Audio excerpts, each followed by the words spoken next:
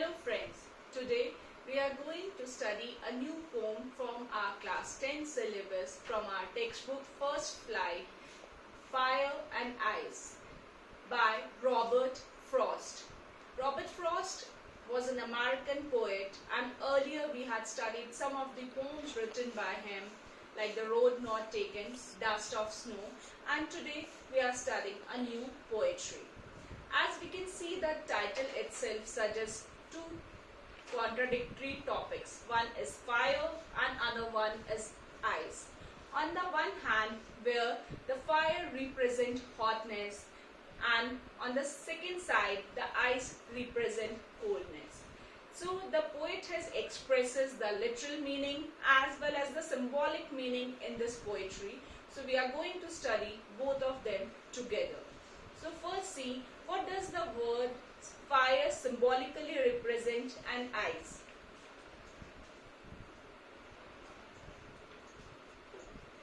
So the poet has used the symbol fire.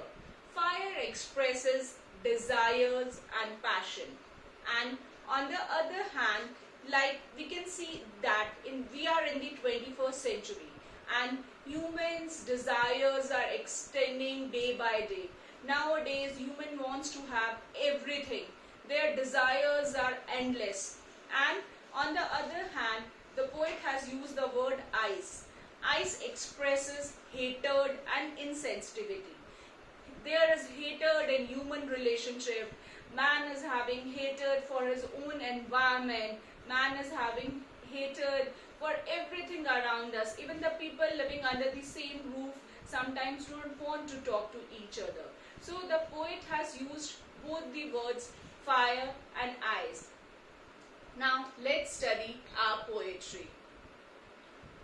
Some say the world will end in fire. So there are two group of people over here, and the first group is saying that some people say that the world will end in fire someday. There may be volcanic eruption, there may be earthquake, and it will be fire all around. And the world will end, it will be a doomsday, and the world will end with fire. And now we will see what's the next line. Some say in ice. Now the poet is saying there is a second group of people who are saying that one day there will be coldness all around. The temperature may be very low, and it will be coldness all around, and the world will end in ice. From now, let's see what poet is saying. From what I have tasted of desire. Now who is I here? I is the poet here. Now the poet is saying from what I have tasted of desire. Now the poet is symbolically saying over here that what he has tasted with his own desires, as human desires are being increasing day by day, and what he has tasted by his own desire, his own experience. I hold with those who favor fire. Now the poet is on the first group of people who are saying yes, one day the world will end with fire. Now poet is with those people, as what the poet symbolically wants to tell us that human desires are growing so much, human passion are growing so much that one day we will end this world with those desires and passion.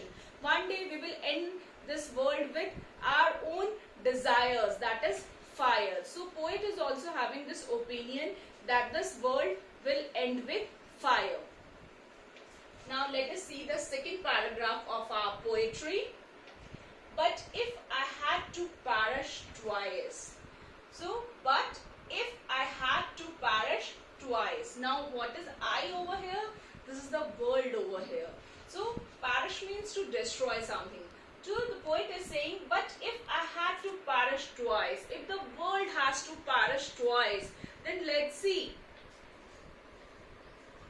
I think I know enough of hate. So he's saying if the world has to perish twice, so he know enough of hatred all around. He know coldness in relationship all around. He know insensitivity of human beings all around. To say that for destruction. So you can see in the picture over here, this is the picture of destruction. So to say that for destruction, for the destruction of world, destruction of mankind, ice is also great and would suffice. Suffice means sufficient, enough. So ice is also great.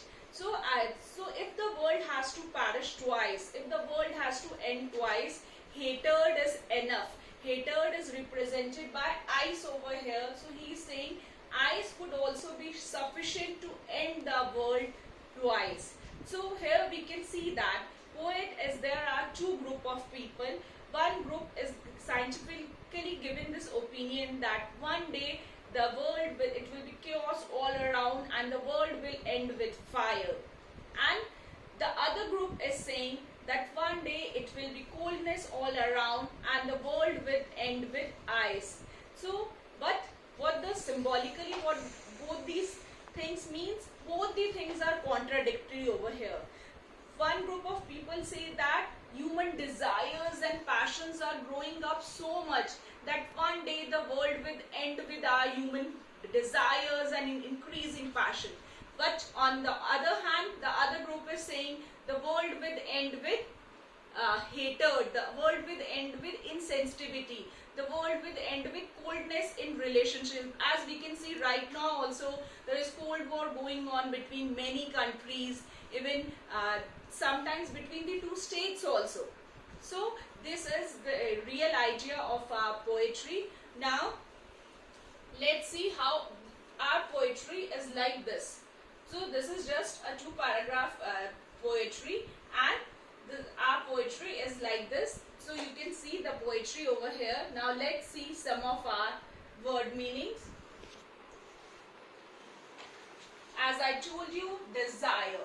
Desire represents a strong feeling of a man who wants to have something. The next one is favor. Favor means approval or support. And the third word is perish. Perish means die. Fourth word is suffice. Suffice means be sufficient.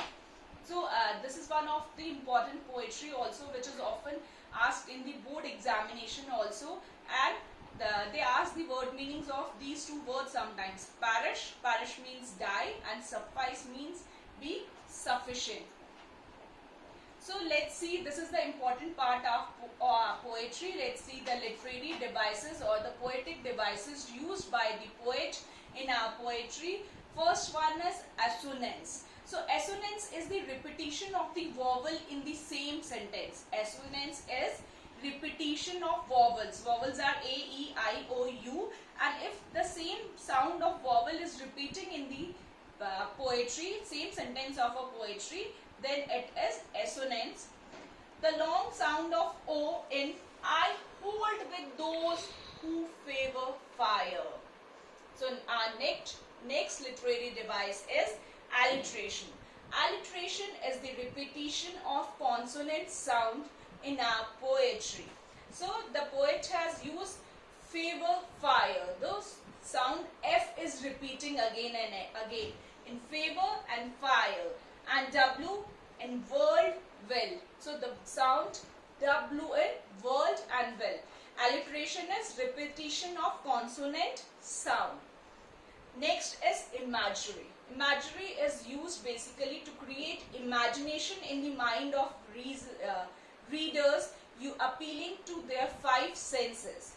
So the poet has used to say that for destruction, ice is also great. Personification. Personification is to give human qualities to any inanimate or non-living object or thing. So in this poem, the poet has used both the words fire and ice for the destruction of the world. And he personifies fire and ice by giving them so much powers that one day the world will be destroyed by the power of fire and ice. So these are the important literary devices in our poetry. Now let's see the rhyme scheme of our poetry. It is ABA, ABC, BCB. And poet has used this contradictory rhyme scheme to present the contrast of ideas of the poetry, because both the ideas are contrasting. So poet has specifically used this kind of rhyme scheme over here. The rhyme scheme of our poetry we identify from the last word of our poetry. So now let's see some of the question answer from our textbook. There are many ideas about how the world will end. Do you know that the world will end someday? Have you ever thought what would happen if the sun got so hot that it burst or grew colder and colder? So unfortunately, poet, yes, I agree with this thing that world will end one day and there is nothing we can do about it. There are many ideas about this, how the world is going to end, and yes, it may happen that the reason for this that the temperature of earth may rise and rise and rise, and one day earth will be so hot that the world will end, or it may happen that it will be colder and colder and the world with life on earth may extend. So I agree with both the opinions. So for frost, what do fire and ice stand for? Here are some of the ideas: greed, cruelty, lust, conflict, fury, intolerance, rigidity, insensitivity, coldness, indifference, hatred. So according to Frost, fire stands for greed, conflict, fury, cruelty, lust and avarice. Yes, as I told you, fire stands for greed, conflict, fury, cruelty, human desire, and whereas ice stands for insensitivity, coldness, intolerance, indifference, rigidity and hatred as well. So these are some of the words given to you. You have to just group them into fire and ice.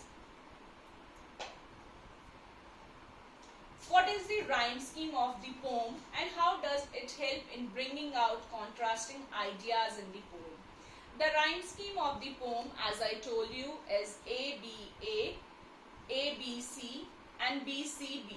The poet has used the rhyming beautifully to bring about the contrasting ideas in the poem. He has used the ideas of two groups who believe that world will come to a catastrophic end one day. And he portrays these two essential components as features of human emotion.